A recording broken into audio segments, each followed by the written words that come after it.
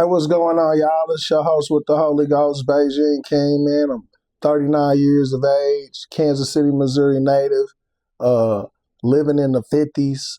Cut hair out my barber shop, full-fledged salon that's in my basement. Evangelist, entertainer, uh, professional barber, father. Um, you know, it's me. So you were born and raised in Kansas City?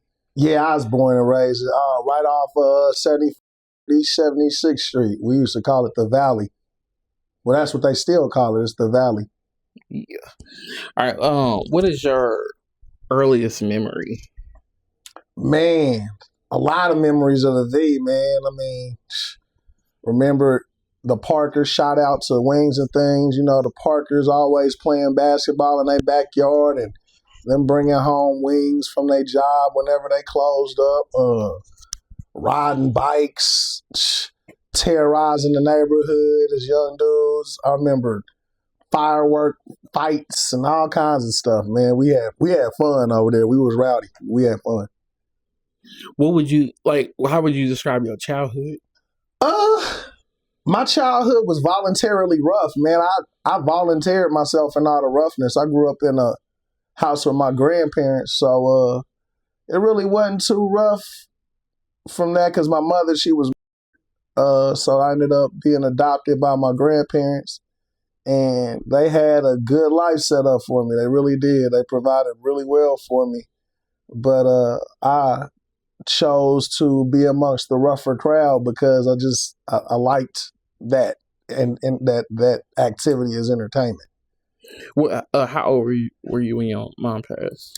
I was 4 years old, man, when my mother got man. She had broke up with my daddy. They had a big nasty fight when she was out there in New York staying with him, and she came back here and started dating this one dude. I think his name was Calvin, who was a drug addict, man. He was on meth, all that stuff. That was my first time being in his house, first time ever touching a meth spoon. I got thrown in the closet. She got beat. But yeah, she got murdered when I was 4 years old, man, calling herself trying to rekindle the flame with my father, but this dude, he wasn't having that. It was either him or nobody. Right. So what happened to him? He ended up going to prison for a little bit. I remember being 13, me and my grandfather going down there in Lawrence, Kansas to check on him and his sentence and stuff. When I say check on him, to make sure that he wasn't getting out, but that was like, man, he's gonna end up getting out on good behavior and stuff like that. So yeah, that's about the only memory. I think he ended up getting out when I was about 14, 15 or something like that on good behavior. Dang. Yeah. So when he got out, like at that age, did you ever think of like revenge? Yeah, definitely. I wanted to find that dude and on my own because I had been trained by the wrong people to do the wrong things the right way, and I felt like I had enough training to that dude on my own. But I didn't. I never could find him. I didn't know all his information, and my grandparents, they really wasn't giving me that information. Maybe it was God protecting me for real, but I tried my hardest to find this dude because I just felt like him would make everything right, you know what I mean? But couldn't find him. Yeah. Ended up letting it go. Got you. So just real quick to touch on that briefly. Yeah. Do you remember, like at that age of 4? Because I know I can remember. I have some memories from when I was like 2, like really brief 3. Right. Do you have any memory of your mom? So it's funny, man. So I got little memories, man, and one of the most memorable things I can remember is that my mama stayed in the apartments by the KCPT building, right? And I think it was off in the tuck over there off of 31st Street, close to Main or Broadway, not probably Main. I remember her telling me to go downstairs and throw some trash in the trash can. Maybe, yeah, I think I probably was old enough to do that, but I remember her, either she went down to throw it away or I went down to throw it away. I remember being in her kitchen and seeing the Jetsons on TV, you know what I'm saying, and stuff like that.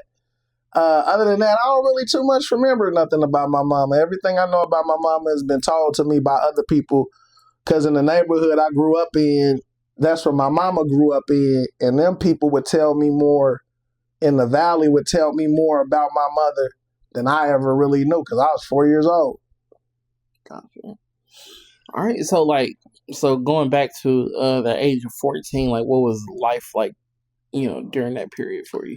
Oh man, so I was 12 years old. Really, from the time I was 4 on up, my grandparents kept me in church. I would go to church with the Parkers and stuff too, because they had Chucky and Darren over there. Shout out to Chucky and Darren and Mr. Parker, Mrs. Parker too. Just keeping me with something to do in the faith because they had figured I probably need Jesus to get through a lot of Jesus to get through the world and get through the situation I left. And it was cool, man. I didn't really too much gravitate because I didn't really know the Bible. I didn't really read it. My grandparents, although they loved me, they didn't really read the Bible with me. They just told me, God's gonna get you and stuff like that. So that was kind of training in the Bible, is just telling me about the fear of God. So going to church with the Parkers, like I said, I'd be in there just interacting to try to get the fruit snacks and the juicy juices and chips and stuff for the interaction. And it came a point in time to where, shoot, as fun and as cool as it was, because they was cool, man, and people on the corner that it came, the people who was not going to church, the people who was outside of the church, man, they looked like they was having way more fun. And them be the people I'd be running into at school and standing on the bus stop with. And so I just kind of, at 12 years old, I just kind of tested it one time. I was like, man, I ain't going to go to church. And I kind of stayed on the corner with them.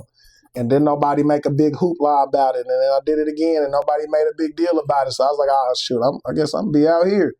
So from 12 through, like you said, 14, I was learning the game, cuz I was learning how to be a street nigga. I was learning how to hang with the roughest, slang with the toughest, started going out on Armour and selling drugs when I was like 15, 16, robbed houses, I couldn't rob myself. I tried to rob with the burglars, but I couldn't be I wasn't a good burglar. So they wanted me to be the getaway driver and stuff. You know what I'm saying? And be the person who would set up robberies and look out and survey stuff. So that's kind of like what I remember. Just a lot of hood activity to fit in. So going into adulthood, like, what did that look like? So yeah, man, we did a lot in the V, man. Shout out to the Valley Boys. It's nothing but love. Yeah, we did a lot, man. Drinking, drugging, hanging out, messing with multiple women all the time. Like, it was kind of preached and practiced to me from the neighborhood. Like, man, you're supposed to have a bunch of chicks. Like, every day you're supposed to have a different chick on your arm. You know what I'm saying? So, and we would be setting them out, having college-like parties as middle schoolers and high schoolers and stuff like that. So that just kind of followed, that lifestyle kind of followed me into my adulthood. And for real, I ain't moved out my grandparents' house till I was 27. I was there. I went to college, you know what I'm saying? But I was still living like this fast little gangster, like rock star kind of life. So that stayed with me for a long time. I love, parts of it is still in me, but God and I have ended up, leveling a lot of them bridges that was standing and stuff. So I don't do all that stuff that I used to do. Although it's still in me. I know how to do it. I try not to, because it ain't, you know what I mean? Yeah. But yeah, that's what it was. It followed me into adulthood, man. Yeah. All right. So at what age were you when your first daughter or your first child was born? I was about 21, 22. And it's so crazy because, like I said, we had grew up setting out broads. Setting out is a terminology we use where we would get one chick who would end up romanticizing a lot of us. And it'd be one voluntary chick on 4 to 5 men, you know what I'm saying, doing sexual things with her. And not only that, that was our mode, but if she wouldn't do that, then it was cool because we soloed her. That's what it's called, have a solo date. So it'd be a solo thing. So man, just doing a lot of that, man, I was always, I was wild back in the day. So I wasn't coming in them chicks, but I was at times, you know what I'm saying? And so when we would get in, meet in our circles and talk about the bras that we had messed with that week and this, that, and the third, I was like, man, well, shoot, they just gonna have to catch me, cuz, you know what I'm saying? If she end up pregnant by me, she gonna have to catch me. And then, lo and behold, my baby mama, my first baby mama, Dejanay, she ended up catching me, cuz, like, on Black Planet at first. It was like, you got a kid, this, that, and the third. So then I was like, man, well, slide through. You know what I'm saying? I see this little baby, and a little baby, you know how little babies look. They ain't got no hairline. They kind of light-skinned. Like, she ain't look nothing like me. And plus, I ain't never been around no babies or nothing like that. So I'm like, man, this ain't my baby. So I presented it to my grandpa. My grandpa was like, hey, I'm going to tell you like this. Don't be no fool. Go get a test. Because my baby mama had said it was between me and another couple of dudes and shit. She ain't really know who the baby father was. So it's like, don't be no fool and claim no baby that you don't know ain't yours. Go get a test. And if it's yours, you gonna take care of that kid. And if not, then you gonna get out of my house. So I told her, like, hey, my grandfather said, because you said it's between me and somebody else, that we should get a test. So I'm on that. And she was like, nah, I just really believe that the baby is yours. I was like, I can't go off no beliefs with what grandpa said stands. So, because they was trying to convince me hard, like, this your baby. Look, it got your eyes, it got your cheeks, it got this. And man, this a little baby, man. Like, I ain't never been around no baby, so this baby don't look like mine. So she wouldn't do that. And then she ended up moving, and I ain't see her. So I was like, shoot, that's it. So then a couple, like 2 to 3 years later, she ended up hitting me up on MySpace again. Boom, man, you got a whole daughter out here. You out here living your best life and your daughter out here struggling and this, that, and the third. So by this time, this baby is like, well, the first time I seen Key, she was like 10 months. So, but this time I see Key, she's like 4, about 3, 4, then going on 5. And y'all know my daughter, she looked just like me, man. So when I first seen her, that's when my brother Valley was alive. We went out there on Winchester. I think that's what it's called. It's out there like towards North Kansas City. It started with a W, that street. Wacomas. Got off on Wacomas. She was staying in them apartments, man. So I went out there, went and checked the scene out. Knock on the apartment. Valley standing right next to me. Man, she opened the door. Baby mama giving me the baby mama mean mug.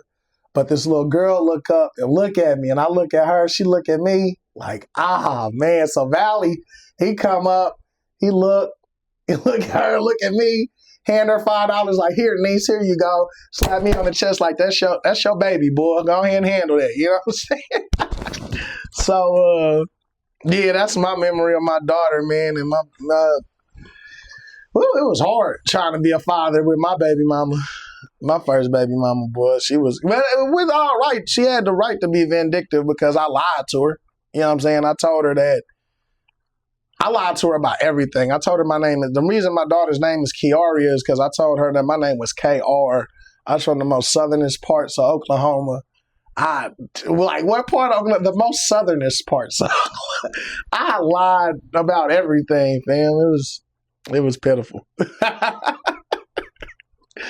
But that day, man, that, served me right, man. I played with that woman's heart, and that's what ended up happening. She ended up trying to make my life a living HE double hockey sticks because I played with her life and lied to her.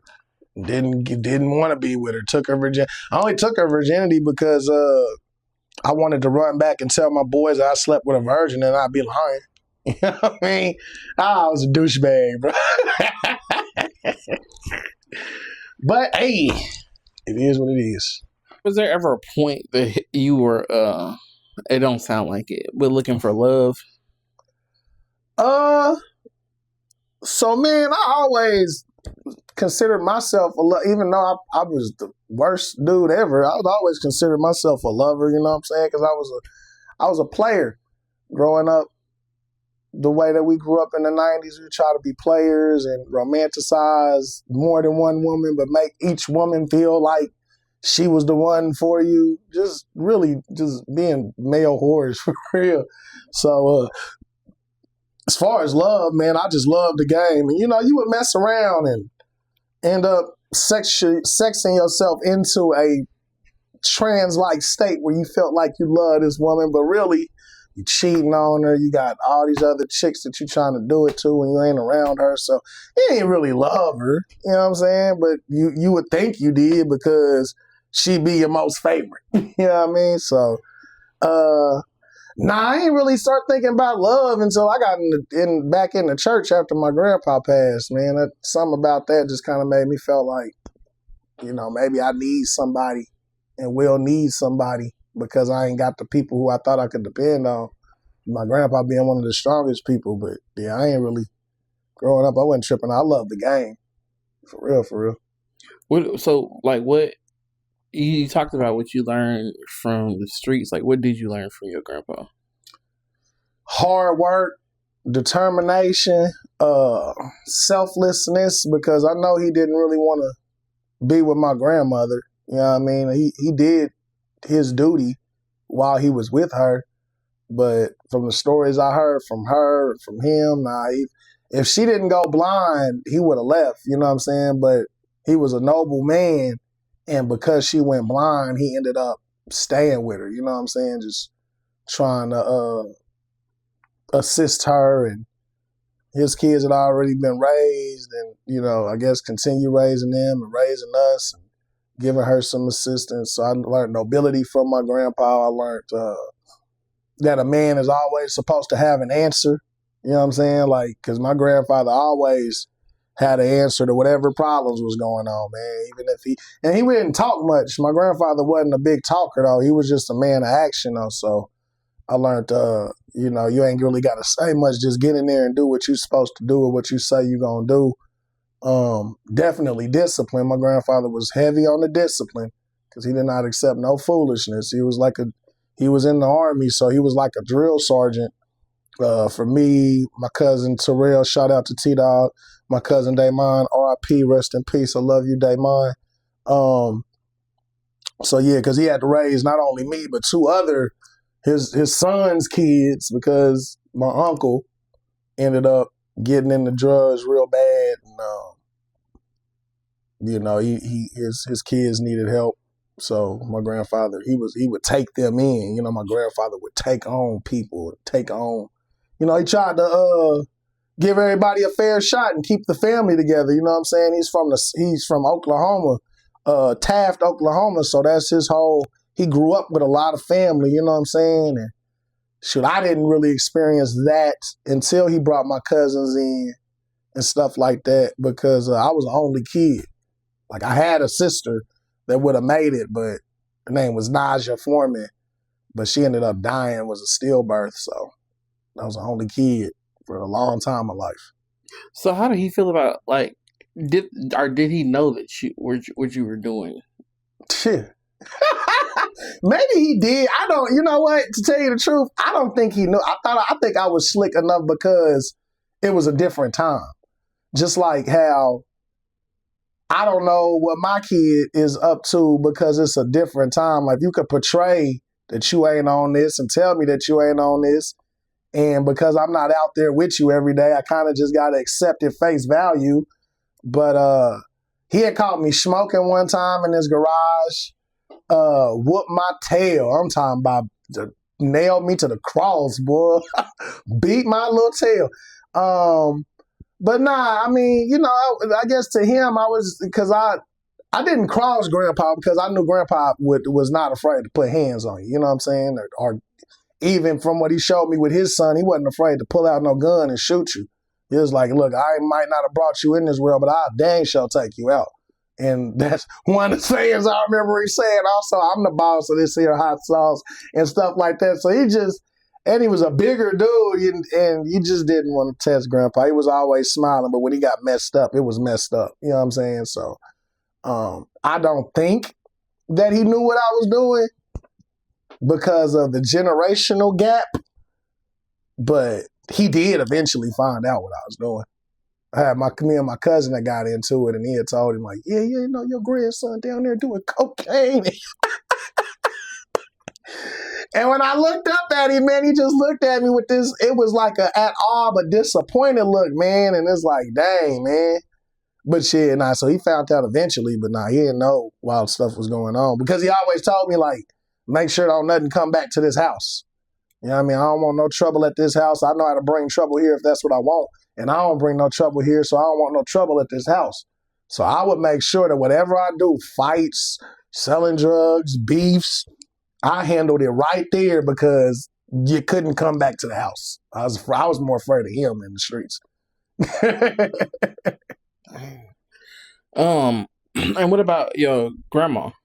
My grandma, man, Claudia Foreman, man, she was the kindest, gentlest, softest woman that I knew, man. Blind, too, messed me up because I don't think I could be blind and take it on the chin like my grandmother took it on the chin, man. Like, yeah, she'd be depressed. She took her antidepressants. It'd be moments where, I even remember a moment where my grandmother kind of lost her mind and was in a mentally, the psych shrink ward up there on 63rd. You know what I'm saying? It was the first time I seen that, and she had hugged me and pushed me away like, man, whose baby is this? You know what I'm saying? Messed me up.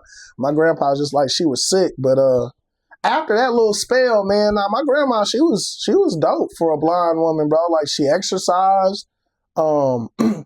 She would always be in the kitchen trying to cook something herself. And when I see her, I come in and I help because, I can help. But even she wasn't going to let not having no help stop her, bro. Like, she'd walk outside, walk to the sidewalk and walk back. It'd be so crazy because if you see that, you'd be afraid of her, but she just afraid for her, but she'd just be confidently doing stuff, exercising. She was a part of the prayer circle. She would always, if my grandfather didn't take her to church, because there was a point in time where he stopped going, she would call the church bus to get on and go to church and stuff. Like, my grandmother, she was tough through any adversity. That's what I learned from my grandmother, man, how to be tough through any adversity. And she had one of the biggest adversities that I don't ever think, and pray to God I ain't got in my life, bro, because I don't know how to be blind and trust in people, because I even did my grandmother dirty. I went in her purse, stole money, because it was Miss McFarland. She had a little candy stop out the in the hood, and she would sell brothers candy and stuff.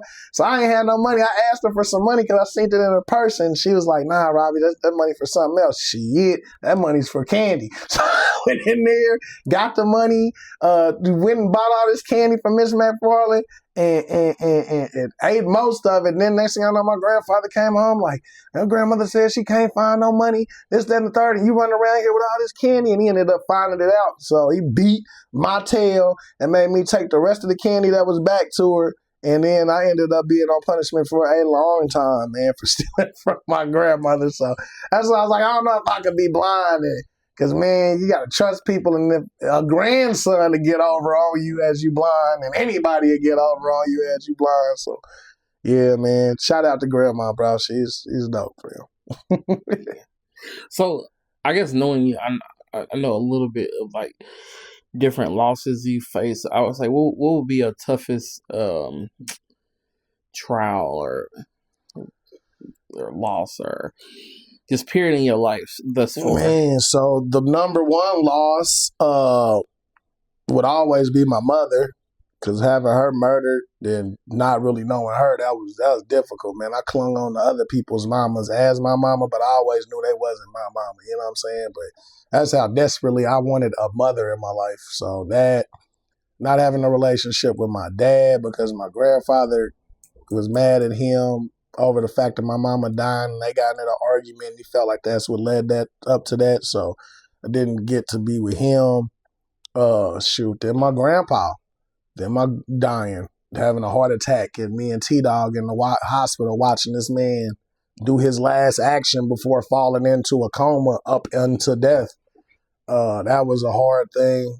Man, that was a really hard thing, bro. Like, I really sunk deep into drugs and stuff trying to deal with that one. Then my grandmother passing away out of nowhere. Like, I ended up getting this house, because of a wreck after going to see her with Kiaria that ended up shooting me up into like $50,000 from the case. And I ended up telling my grandmother, one of the last things I told her, like, Grandma, you ain't got to worry about me no more. Like, I'm about to have a house. Me and Key, we going to be straight. You know what I'm saying? Because she was trying to give me her house. But my grandfather, being a gambler, had so many liens on that house and paid a couple mortgages that I didn't want to take on. So that, her passing away suddenly, even though me and my baby mama was not cool, me and Dejanay was not cool, cause like we had cool moments, but we was not cool most of our lives. But her passing was really messed up because now my daughter got a deceased mother, like I got a deceased mother, and I didn't want us to share that. This divorce that I'm going through with my wife right now is pretty difficult for the fact that I didn't marry this woman to be divorced or end up not being wanted. Not seeing my son after being by his side for every day of his life since he's been born, you know what I'm saying? And then for us to be at a point where she's withholding him from me and I can't see him for months upon end. But it's going to change, though, because I will stop eating to afford lawyers, whatever, to see my son, because I got to have my fatherly rights upheld, because I'm not no deadbeat dude. It's not by choice that my son ain't right here. It's by force, but as long as we got laws, courts, and I got Jesus Christ on my side, man, it ain't going to be too much longer. I'd rather go. I can't go 16 more months without seeing him versus 16 years. I'm a fight for mine. Yeah. What made you even desire to be married?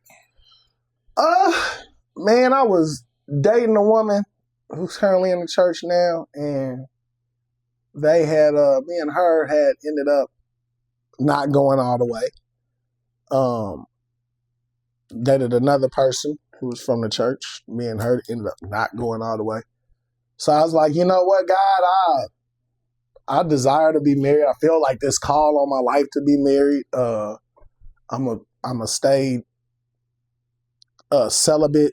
I'm not gonna do it. I'm gonna stay in your word. That's when I started getting on the pull up for prayer on the corner. And well, that's because he saved me for Texas for that. But I mean, in the middle of that, I was like, you know what? I'm gonna chill. I'm gonna just be on this journey with you, and I'm gonna let you lead me to my wife.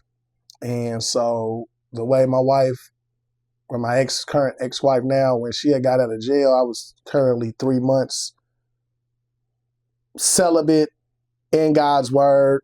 You know, it kind of gets a little lonely in that thing when you're just doing it like you're supposed to do.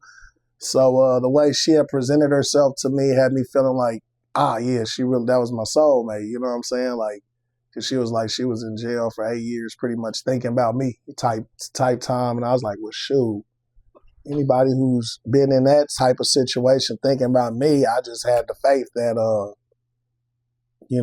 she wasn't reaching out to me on some humbug stuff, on some really, I'm really looking to settle down, and you the person who I want to, settle down with type feel. So I ended up trying to learn how to love her. And it wasn't that hard, she was easy at first, you know what I'm saying? And easy to love on at first and stuff like that, and presented herself to be everything that I believed in. I believed in her story, you know what I'm saying? But and so when I found out that she was pregnant, I mean, that was just the next move, because I didn't want to leave no baby mama out here and be dealing with that type of stuff like I did with Dejanay. So I was like, man, I'm gonna do the noble thing. I'm gonna be this woman's husband and try to make her an honest woman in that right. You know what I'm saying? So yeah, that's what made. Plus, I was married before my second wife, but man, I took Nestle down through there. Boy, her name is Vanessa, but I took her down through there. Man, I was a terrible, and plus my grandfather had died, so that's the last thing I needed. But I was trying to patch the pain, and I cheated on her. Just did her completely wrong, man, to the point to where when I looked up, I was like, man, I'm going to try to be the husband that I see my grandfather being to my grandmother. By the time I had that thought, it was too late because I didn't know, but would find out that she would end up getting deported and stuff like that. You know what I'm saying? Because I didn't marry her off of love. I married her we made a deal that if I married her, you know, we was going to work it a certain way, and we ended up working it a certain way. And like I said, I was really just like, hey, I'm holding up this deal. But then I was like, man, something in my spirit was like, try to be a husband, fam. So I tried to do, but it didn't work. You know what I'm saying? Okay. So this is the one. So you mentioned the Texas trip. Like, can you go into detail about like that experience? What that was? Definitely. So, man, this was a few years back, probably 3 to 4 years back, maybe shorter. I was a pimp, man. I was pimping. Do you feel me? Like I had this front room, my whole upstairs. I had transformed it into a strip club that ran every day. So I had a strip club in my house. I had prostitutes and dancers and strippers staying with me. They would pretty much pay me rent to stay here and a little bit of payout every night. You know what I'm saying? And that was really for my clients because I had a lot of male clients that weren't married and doing stuff. So I tried to have them an experience. You know what I'm saying? And I knew how to get chicks. You know what I'm saying? And freaky women. So it was a strip club in here, man, and I was doing my thing, selling drugs, selling women, sold sex out the basement. Ended up having a deal for the OG. Had a deal. He was going out to Texas, my OGP. He had a deal going out to Texas. He had some cousin who ran a strip club. And they was telling me about how in Texas, the women make about $1,500 to $2,000 a weekend, day near a night every weekend. And he was like, man, I got this deal for you because I know you got the strippers. So I'm about to take this trip out to Texas. I talked to my cousin. He said, if you pay him out $75 one night, you could strip that whole weekend. Your girls could strip that whole weekend and they wouldn't have to tip out again. So that means if we got there on a Friday, we paid our $75 on a Friday, we got to strip Saturday and Sunday for nothing. That $75 got us 3 days. So I was like, cool.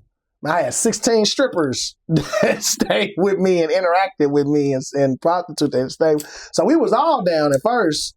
And then as the weeks came towards, the numbers would dwindle down and people wasn't ready and this, that, and the third. And I wasn't going to pay when we was about to go out there and get paid. I ain't doing too much. We just trying to go out there and get this money.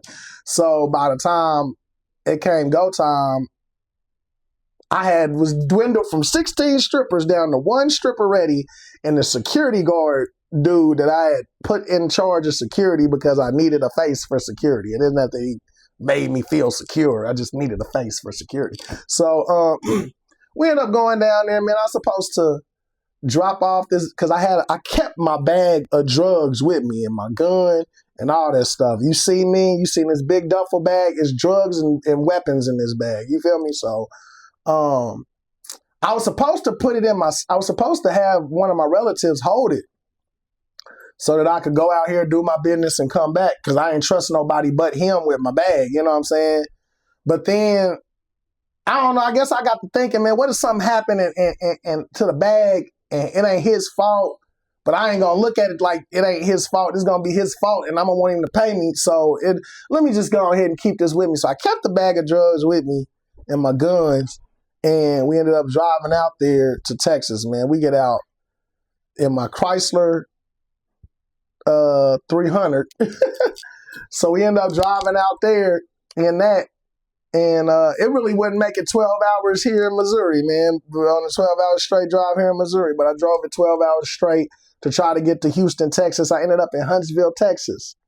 And my car blew out. Like, we only had one police scare all the way up there. We in the car doing smoking, doing cocaine, drinking, all kinds of stuff, man. So by the time, and the police officer didn't mess with us, so by the time we got to Huntsville, car just stopped working out of nowhere, man. So I don't know nothing. I hop on Google, find a tow truck dude, couple tow truck dudes, get the fake, and I got one who was with it and was right in the price range I was looking for. So I'm just like, man, get me to the most localist hotel around, dog. You know what I'm saying? Around some food, around a little place where I ain't just at this hotel and out in the middle of the boonies. You know what I'm saying? So he took me to this Motel 6 in Huntsville, Texas. And man, I'm sitting there, me and my stripper, you know what I'm saying? My stripper and the security guy got a room because they was entangled at that moment. And I'm down here solo dolo. I don't know. I'm trying to figure out how the heck am I going to get home. So my brother Black, shout out to Black, man, Rich the Gunner. I know Richie P. I don't know what he going by now. But anyways, my brother Black ended up, who was staying out here with me. This is before the strip club stuff. He had moved to Texas. So I called him on a wish, like, man, hey, cuz I'm out here. I'm on my dick, cuz I need help. So he's like, bet, where you at? I'm like, man, I'm in Huntsville, Texas. He was like, dang, bro, that's an hour from me. So I'm already thinking like in Missouri terms, an hour drive? Nah, man, Missouri, we get everywhere about 15 minutes. So I'm like, he's like, but nah, it's cool, cuz you out here, you got to drive about 30 minutes to an hour to get anywhere in Texas. You know what I'm saying? So that's just right up the street for real. I was like, all right, bet, cuz. So he came through. I'm like, man, I'm anointed. I'm fucked up. At that time, I was a heavy coke user. So I'm like, man, I need 2 A-balls, bro. Like right now. So he gave me some drugs and stuff like that. And I'm sitting here trying to figure out how to make this thing crack, man. This is when I met the Lord in Texas. So I got 1.5 pounds of weed. I got 14 grams of meth, and I got an illegal gun at the time that I thought was illegal. I didn't know if it was legal or if it was not. I just know I bought it off the streets, and I know if I got caught with it, I didn't want to take whatever charges came with it. So it was like an illegal gun to me. So I'm like, man, what am I gonna do? So God, through my brother, ended up connected with one of the big dudes out there in Texas who buy weed and stuff. And he was like, man, he had already told me and showed me some shipments he had already bought. So I don't know if he gonna want this, but I had some good looking tree. And he was like, man, I'm gonna see what's up. So he ends up hollering at cuz. Next thing you know, he's like, boom, yeah, bet. He want to get that, cuz. Cool. Because I was down. I went out there with about $400. Doing all the tow truck and getting the room and all this other stuff, getting the coke, the drugs. I'm down to $100.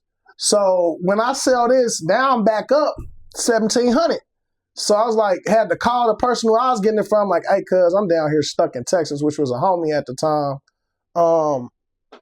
I'm like, man, I'm stuck in Texas, cuz I need help. I need to use this little change that I get to get back out there. So I got the majority of your money, just not, I'm going to use some of it. Actually, I got all your money, but I'm about to use some of it to try to figure out how to get back. He was cool with it, so cool. I had a 1/2 pound and then 14 grams of meth. I found these couple little smokers around the thing who would come buy stuff from, because I'm throwing stupid dumb deals because I need to get more money and more money. Ended up calling back to my uncle down here, had him wired me $500. So I'm up about $2,000, so $2,200 up here now. You know what I'm saying? So tried to figure out what was going on with my car with the local mechanic that I found. Couldn't get it straight, man. We worked on this car for about 3 days straight. And I had to end up getting back because I had took off from my job I was working at this time. And I needed to get back so I could be back to work on time. So, man, I ended up scrapping the car, man. Skip it. I'm down here. I stuffed all the drugs and the weed that I had left and the gun in the suitcase Call Black back through like, hey, Black, I need you to come through here and check something out for me, man. So he comes through. He checks out my suitcase. He's like, what's up? I'm like, man, you think that'll make it on the bus? It's like, boy, that suitcase fat, boy. I don't know if you're going to make that one, Beijing. You might mess around and get caught. Ain't your name on it, so they going to go straight to you. So I was like, dang, man. This time while he's checking it, my daughter ended up calling me, and I'm already, high out my mind, messed up, stressed out. She ended up calling me like she got hit on by her mom and stuff, so I'm enraged and stuff like that, and I ended up praying to God, like, God, I don't know what you got going on, man. I don't know what I done got myself into or what you got me going through, but I need help, cuz. So bro had said, hey, man, in that instance, he was like, hey, man, I'm about to go back to Missouri myself, too, to try to get a car, man. What you could do is you could leave me your pack, your gun, and all that other stuff, bro, and I'll bring it to you. I'm going to think about it, cuz. You know what I'm saying? Because I ain't never gave my drugs and my money and all that other gun and nothing to nobody else, cuz. Even though I trust cuz, if something were to happen, again, just like with my cousin, I'm going to feel like you're responsible. I'm going to feel like you need to be giving me, because this is all my money invested in this stuff. So, man, I didn't know, man. I ain't know. So I'm doing these drugs. Drugs ended up getting undesirable at a point in time. It felt like I was snorting little pebbles of rocks and shit. So I ended up flushing it down the toilet. It's Sunday morning. I'm watching Michael Todd on the what's the name? He came up with this little episode. And in the episode, you know how they get when the preacher get to talking to the screen, like they talking to you. So he talking to the screen. And he's like, hey, man, if you don't end up trusting God on this one, you going to be somewhere where you didn't desire to be for longer than you wanted to stay. So trust God. Now I got to breaking down, crying, like, all right, man, God, I guess, man, because I don't really trust this, bro. But this, all my money's wrapped up in this. But I guess, bro, if I got to trust you, man, then skip it, because anything is better than this right now. So call Black back like, hey, Black, man, come through, cuz. So he come through. I end up giving him my pack and stuff. Like, man, you say you coming to Missouri, right? Yeah. All right, cuz. Well, I'm going to trust you, fam. So I end up trusting him and giving him my stuff. And so now I'm out there, no drugs, none of my pack, just still in my mind. I ended up getting the ticket to Greyhound back one day before I leave.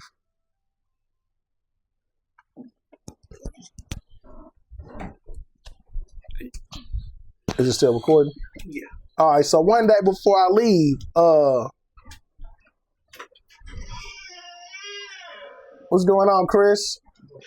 I have a seat right here, man. I'm finishing this interview real quick, man. I got you. All right. So, yeah, one day before I got to leave, Holy Spirit, I felt, told me to, like, go see what's in Huntsville, man. You about to leave here a free man, because the saying is you come to Texas on vacation, you leave on probation, and you happen to miss all of that. So go have a good time. Man, I'm in this little shopping area in this Motel 6. I don't really know what's I Google what's cracking over here. And they tell me about the Huntsville Prison Museum. I don't want to go to no prison. He's like, go ahead and go down there. So I go down to the prison museum, man. I catch an Uber. I get to the prison museum. I'm taking this, and I'm going to end up sending you these pictures too. Cause I take a picture, and he's like, take a picture in front of the museum.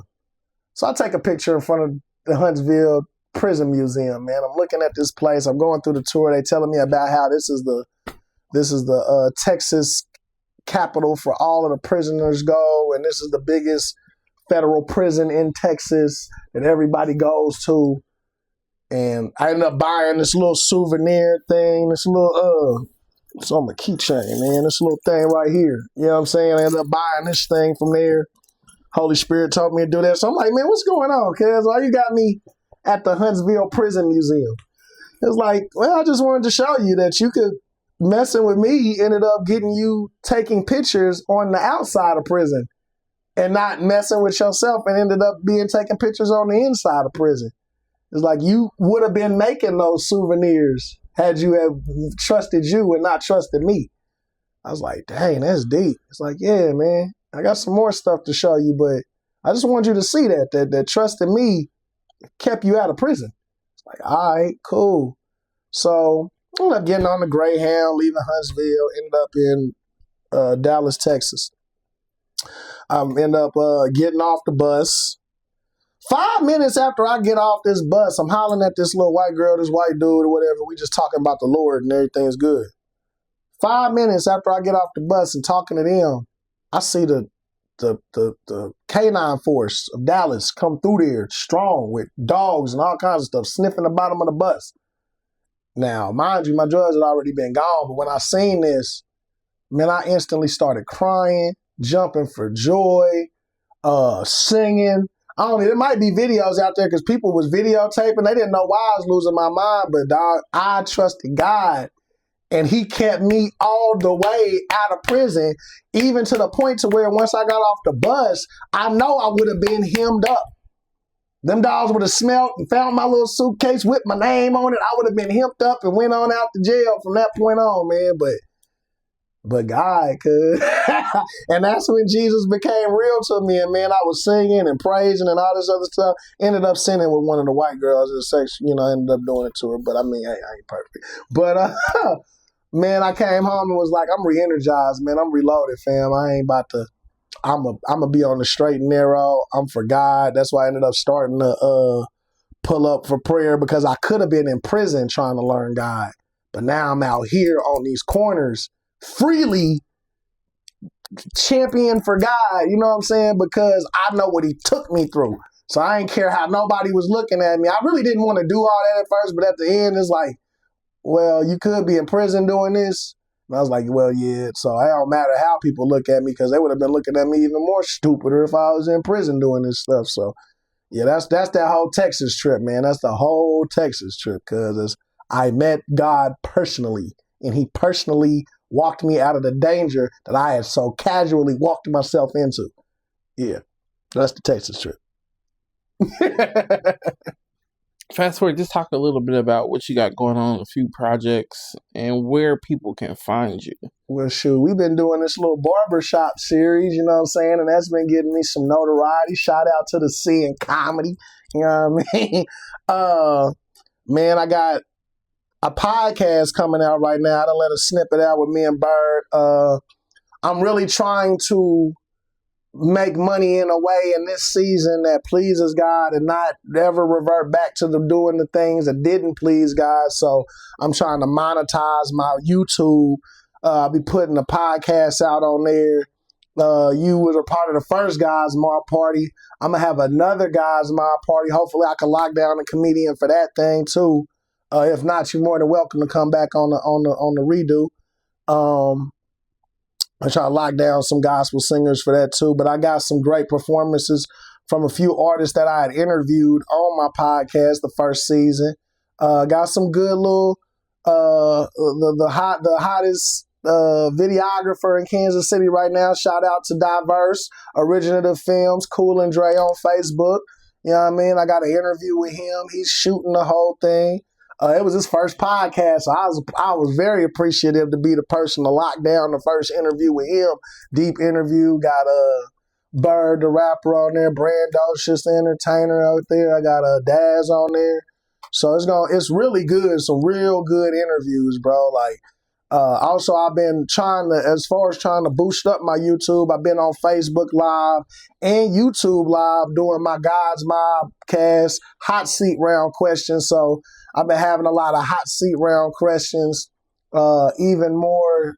They're about the relationships a lot now, because that's what I'm going through, some relationship stuff. But I've been asking different questions and learning how to incorporate different questions and stuff. So catch that on Facebook. I also got guysmob.net, where you could get shirts like this, any of the shirts that you see me with on my music videos. I'm going to start ordering some more stuff, because my money kind of had to take a halt right now to do some other things. But yeah, no, I'm about to start having more gear. I've been shooting my own music videos, cuz you can check them out on YouTube. Please subscribe to my YouTube. Subscribe. Share it. Get people to subscribe. I'm not going to start a GoFundMe. I'm going to start a Go Support Me, and go support my YouTube. Support me on guysmob.net. Who? Guysmob.net. What? GODSMOBB.net. And that's where you get the merchandise. You get music. I sell music for $1. It really helps when you invest. Helps me to be able to get different stuff to continue the endeavors that I'm doing that are righteous. I got a book out. Letter of Resignation, Dear Elson Diablo, Proverbs chapter 7. I got that come this out on Amazon. Books is $23. That's with tax and everything on Amazon, or $30 if you buy it from your boy. You know what I mean? And I got them right here on hand. Surgery Line Hair Clinic, man. Best barber shop in Kansas City. I'm a hair doctor, not no barber. You know what I'm saying? So come holler at me, man. We cut hair we better operate here so you can better operate affairs. You know what I'm saying? BeijingKing, 816-969-9758. Call me. I'm an anytime barber. That's all I'm doing. I don't work no other jobs but barbering now. Full-fledged studio in my basement, looking for artists who make gospel content. Anybody who need to record anything for anything, just come holler at me. I'm with the recording. It's just got to be about some righteous movement. I got hair. Looking for a nail tech. Always looking for more hair beauticians. Somebody to really cement themselves in there. But cheapest booth rent in town right now. You know what I'm saying? Just call me and we'll talk. We'll holler about the thing. But that's pretty much what I got going on, man. Trying to get a car, get my son, be a father, and stay connected with Jesus, man. Not trying to deviate from that as much as humanly possible. You know what I mean? So that's me, man. That's what I got going on now.